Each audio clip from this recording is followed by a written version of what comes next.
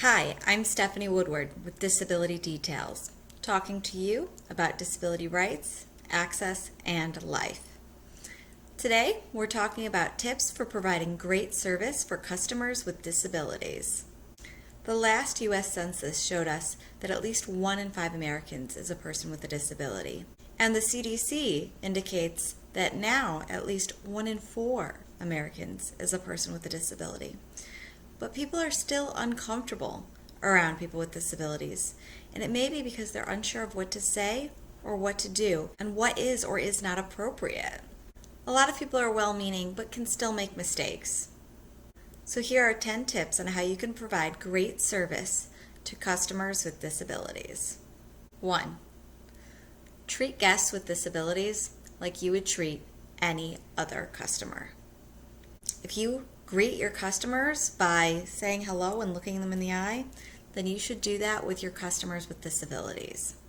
If you use your normal tone of voice to talk with customers without disabilities, then you should not change your tone of voice to be a baby voice or a patronizing voice when talking with customers with disabilities. If you would usually treat your customers by referring to them by their title, whether it's Mr., Ms., Doctor, or some other title, then you should do the same with customers with disabilities. As a general rule, treating customers with disabilities the same way you would treat customers without disabilities is a great starting point. But remember, if a customer with a disability requests a modification or accommodation, don't be offended. That's not a complaint. They're just seeking the access that they need in order to get the services appropriate for them. 2. Be aware of your customers' needs for access. If your business has a physical space such as a restaurant, a hotel, a movie theater, or anything like that, be aware of the physical space that you have and ensure that it is accessible. Look at the paths throughout your area to ensure that a wheelchair user or someone with a mobility device would be able to navigate the space without running into any obstacles. Cleaning supplies are often big offenders for blocking accessible paths, and racks are often big offenders for staying in the accessible changing rooms in stores. Also be aware of your customers' needs for access on your website. Check to see if your website is accessible. You can hire disabled consultants who specialize in this area to check your website and make recommendations for improvements to ensure your website is accessible. There are also many tools online where you can run your website through a checker to see if your website is accessible or what improvements need to be made. Another easy thing to think about is if you have TVs in your establishment. Whether you have screens available in your reception area, in your lobby, or even in a dining area, if you're playing something on a screen, turn on the captions. Captions not only help individuals in the deaf community, but they can help a lot of other people who may not understand what's happening on the television, but would be able to understand if the captions are on. 3. Be aware of different access needs and different accommodations. 2 people with the same disability could need very different accommodations.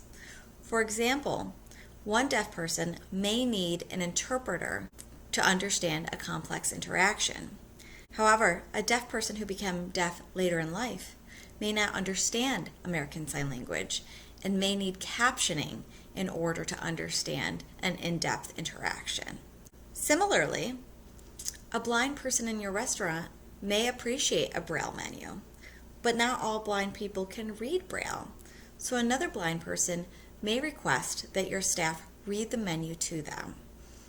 Be aware that each person has different needs and be open to providing different accommodations based on each individual's needs. 4. Respect guests with disabilities by talking directly to us. I can't tell you anything that I find more annoying than when individuals providing customer service refuse to talk to me because I am a person with a disability. For example, I often travel alone, and I often travel by airplane. Because I'm a wheelchair user, the agent at the gate needs to know if I need an aisle chair or any other assistance to get on the plane. 90% of the time, the agent will refuse to ask me directly if I need assistance, but will instead try to ask anybody near me if I need assistance. However, because I travel alone, nobody near me knows if I need assistance. But the agent assumes, wrongly, that because I'm disabled, I must be traveling with somebody. And they will go to great lengths to find that somebody that I'm traveling with to find out if I need help, rather than just talk to me directly. This also happens at restaurants a lot, where individuals who are taking our orders will ask a person who presents as non-disabled, who is with us, what we'll be having. You should ask the disabled person directly what they'll be having. And if they need assistance, they can ask the person who is with them to assist. But it is not up to you to decide that a customer with a disability cannot speak for themselves. And if you're dealing with a customer who has a speech disability, don't be afraid to ask the person to repeat themselves if you don't understand them. Many people with speech disabilities are happy to repeat themselves over and over again in order for you to understand what they're saying. And they would rather you ask them to repeat themselves in order to ensure that they've been fully understood than for you to assume that you know what they've said when you really don't. It's okay to ask someone to repeat themselves. 5, respect the different equipment that customers with disabilities use. Many people with disabilities use different equipment to help them, and we often view this equipment as part of ourselves. First and foremost, you should never touch a disabled person's equipment without their permission. And you should never take it from them without their permission and without informing them of exactly where this equipment is going. So for example, if a person uses a mobility device, such as a wheelchair or a scooter, perhaps they use a cane or a walker to assist them with mobility, and they come to a restaurant and they choose to use a seat that you provide, they can choose to keep their own mobility device with them, or you can offer to place it somewhere else for them for safekeeping during the time that they're seated. If they choose to allow you to take their device, it is really important that you treat it with care and that you tell them exactly where their device will be kept. 6, be sure to understand relay systems if you are answering a phone. Deaf people and people with communication disabilities can use TTY or video relay systems in order to place calls.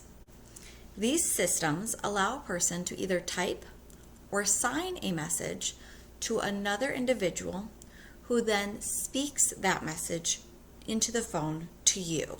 When you respond, that person then either signs or types a message back to the original caller. These calls can take longer because there is a third party that is relaying the message between you and the original caller. Many times customer service representatives have hung up on individuals calling through relay services because they did not understand the relay service and they thought it was a prank call, or they just simply felt it was taking too long. 7, be conscious that your pricing is not inadvertently discriminatory. Generally, businesses cannot charge more for access.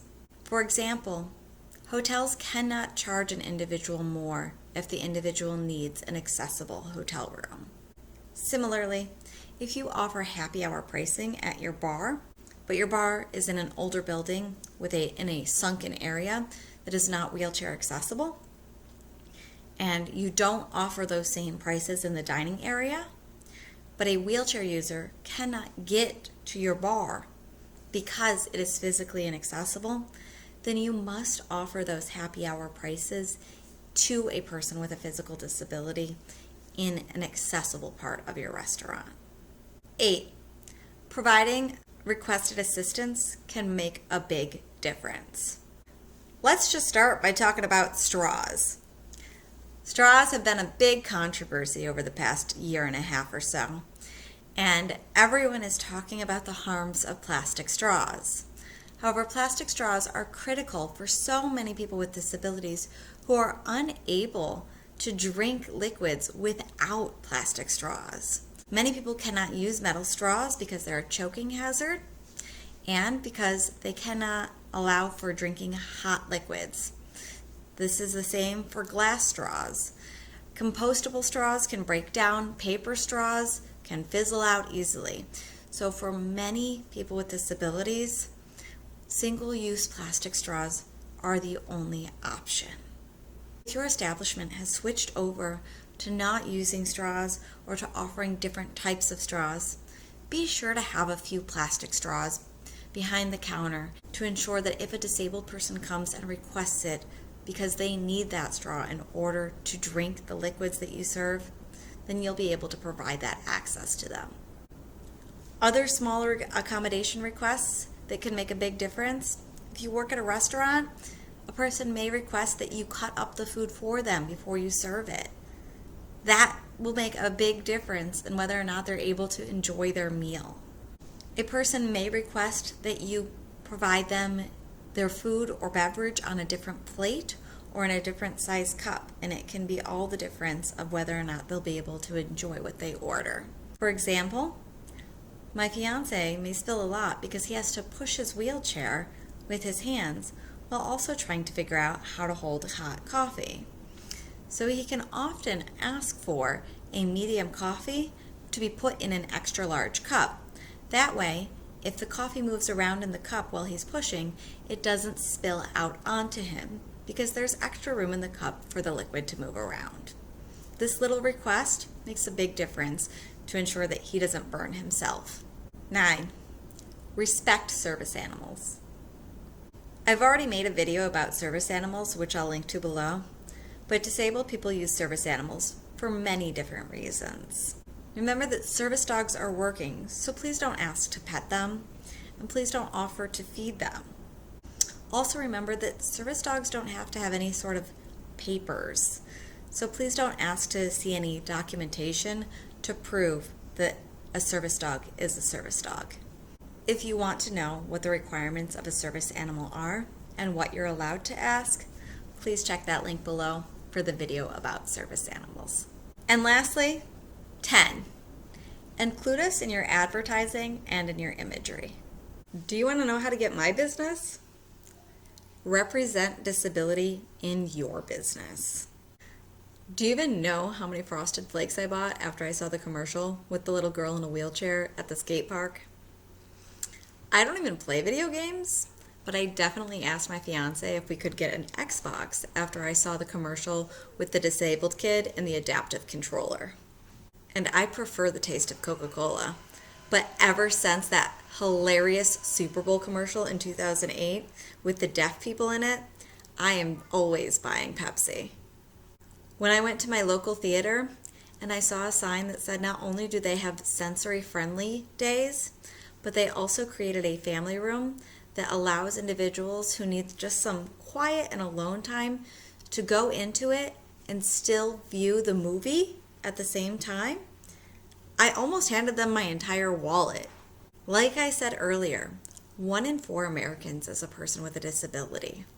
We're literally everywhere, but representation of us isn't. So when businesses make the effort to include us in their advertising and cater to us as customers that are important, we take note of that. Remember that this quick list is just some tips on how to provide great customer service to people with disabilities. This isn't a complete list, and my help doesn't end here. If you have questions on how to provide better customer service to people with disabilities, you can email me at disabilitydetails@gmail.com or head on over to disabilitydetails.com to learn more. If this video has been helpful for you, please click that like button below. And feel free to subscribe to this channel for more videos on disability rights, access, and life. I'll see you next time.